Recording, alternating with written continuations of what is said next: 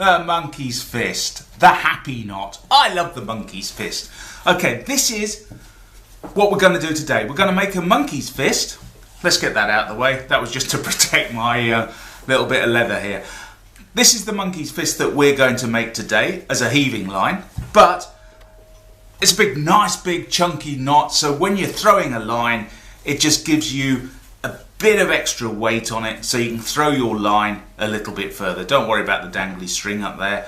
But that's what we're going to make today. But from learning what we've made with this one, we can scale it down and we can make a monkey's fist using paracord. And basically this is a piece of paracord. I've gutted it to take some of the weight out of it so it lays nice and flat. And with this particular piece here, it's got a cork ball inside, so it makes a nice keychain. So if you lose your keys over the side of your boat, obviously you wouldn't have a whole bunch of keys on there. You'd have the 2 keys you need, maybe one to get in and one to start the engine or something like that. Put a bunch of keys on there, I can guarantee it will sink. Here is a more decorative version where basically the monkey's fist has been tied at the bottom. It's got the Portuguese senet or the cobra stitch running up here, a little Turk's head to lock it off. Inside there again is another cork ball, and it's got a proper ring on the end of it there. But when it comes to paracord, you can get some lovely colours as well. So for example here, this, I believe, this yellow one will glow at night. So if you drop your keys in the water at night, it will float and you should be able to see it. And it's also, if you look at it close, it's, well, you probably can't see that on camera, it's got little reflective strips in it, but easy to obtain. And once again, this one here has just got reflective strips in that, should a light shine off it, will show up. And you can, if you want to, put a golf ball inside, but a golf ball I think will sink. And here's another example of a monkey's fist. So what we're going to do today is shut up talking and get on, and we're going to tie the large version. And the reason I'm going to show you the large version is it's easier to follow. Once you know how to do the large version, you can go ahead and do the smaller version. Here we've got 3 turns on it. On this particular one we've got 1, 2, 3, 4, 5 turns. So we've gone around 5 times. So whatever we do on this one, we can do exactly the same on these ones here, but with more turns. If I look at this particular monkey's fist here, this one is made from cotton rope, and it's got 1, 2, 3, 4, 5, 6, 7, 8 turns on it. So it's gone around 8 times, the ball inside each time on it. But with this one, we're just going to go around the 3 times, and I'll show you how to make this one as a heaving line, and then if you shrink it down to that size, you can make a nice little key ring out of it. Okay, so let's get on and do it.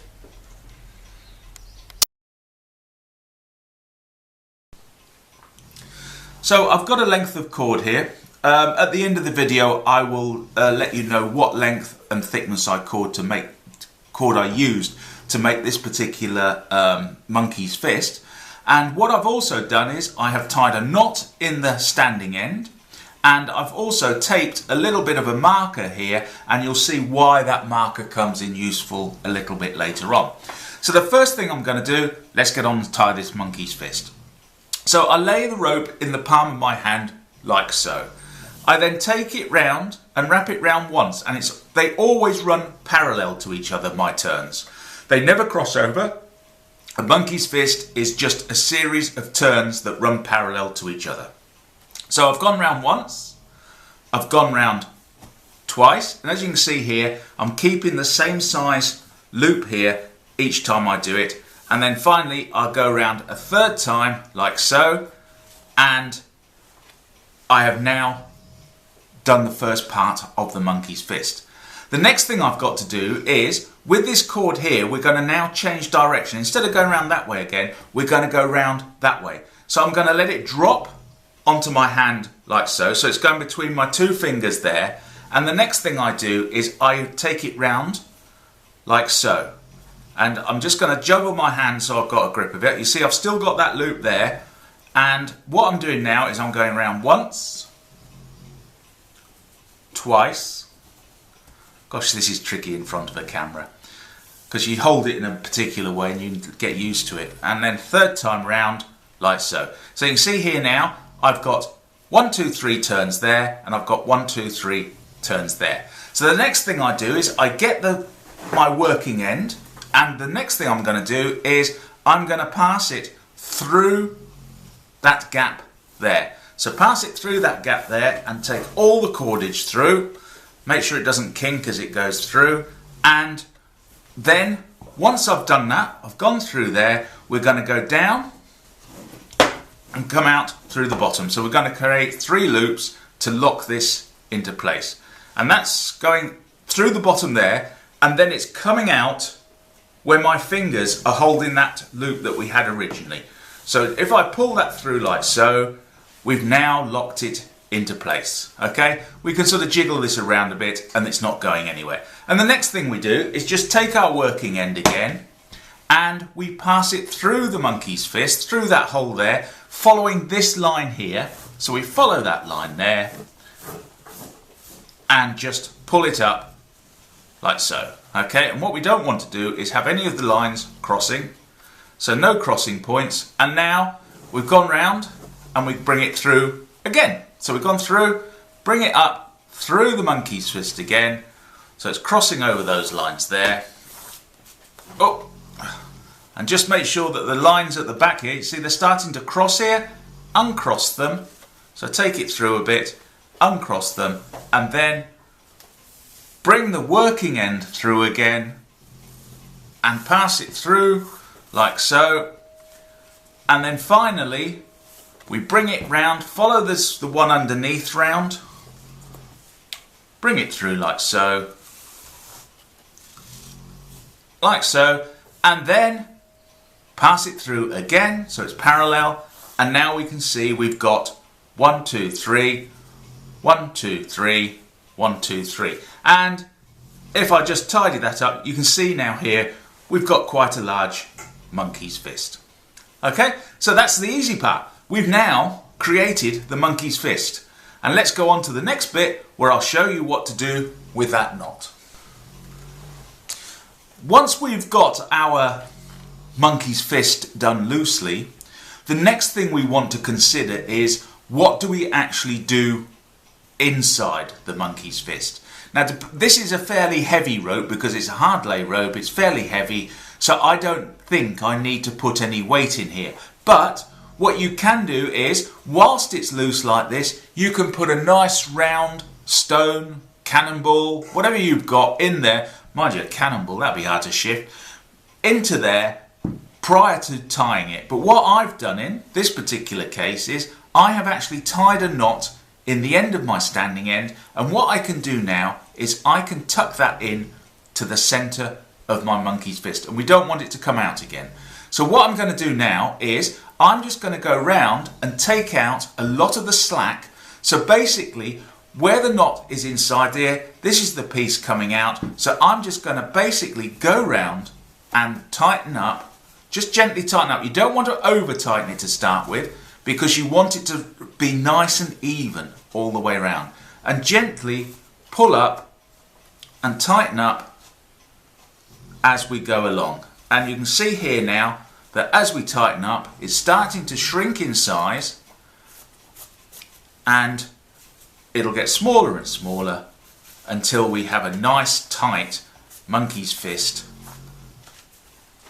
And you don't want to try and do it all at once, because if you try and do it all at once, it will kink the rope. So just gently, gently do it. Find out where the rope's going. There's my rope there. Just follow it round, taking out all the slack, like so.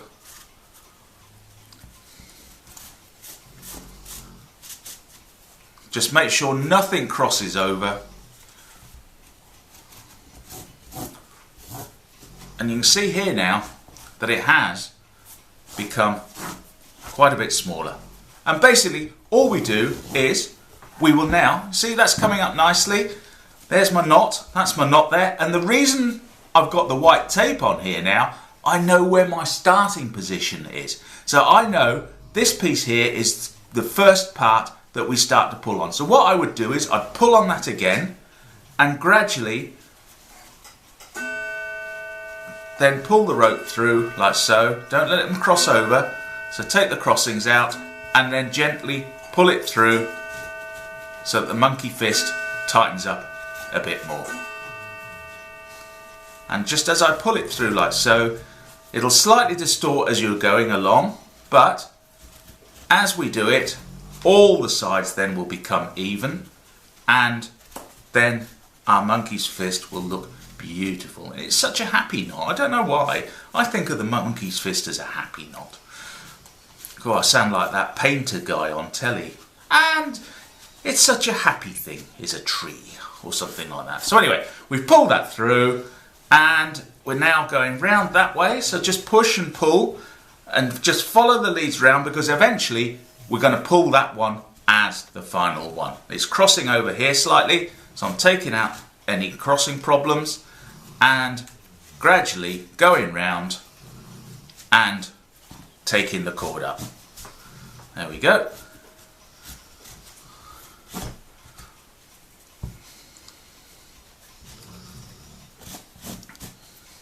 There we go. And there it is. Okay, and so finally we've come out again. And now this is starting to look rather lovely. So what we can do is we can now go round again. And you see, as that's getting smaller, it will tighten up and you will then have yourself a beautiful monkey's fist, and you can throw it to your heart's content as a heaving line or something like that. But when you're using, you know, if you're making a key ring with a float on the end of it, so that when your keys fall over the side, cork ball, you could have a cork ball inside a piece of paracord, and that in itself is a little monkey's fist done exactly the same way as this. Okay, so what I'm going to do now is I'm just going to go round and tighten it all again. So I think we'll have a bit of fast forward then, shall we? Somebody did suggest the other day that I use the Benny Hill music, but to be honest, I think the Benny Hill music's been kicked to death. So I shall do it without music, and if my clock chimes, it sounds like a ship's bell rather than a normal gong sound. So I will go ahead and do that for fast forward.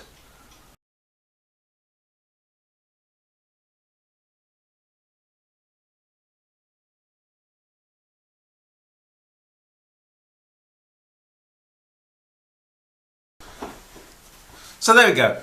As you can see, I've gone round again, and my monkey's fist is now starting to shape up quite nicely. Now I know for a fact that because I can squeeze it a bit, it needs for me to go round again. But one of the issues is, yes, you know this is the end that comes out of the monkey's fist, but until you get used to knowing where your monkey's fist, the way it works inside, is where is the other end. But because I've marked it here, I know this is my starting point. So if I want to go around again to tighten it up, I know that I can pull up on that one first. The knot inside is locking it in place. Or if you've got something solid inside there instead of a knot, you know you don't want to pull this one, because if you pull this one, you will then pull it out all out of place.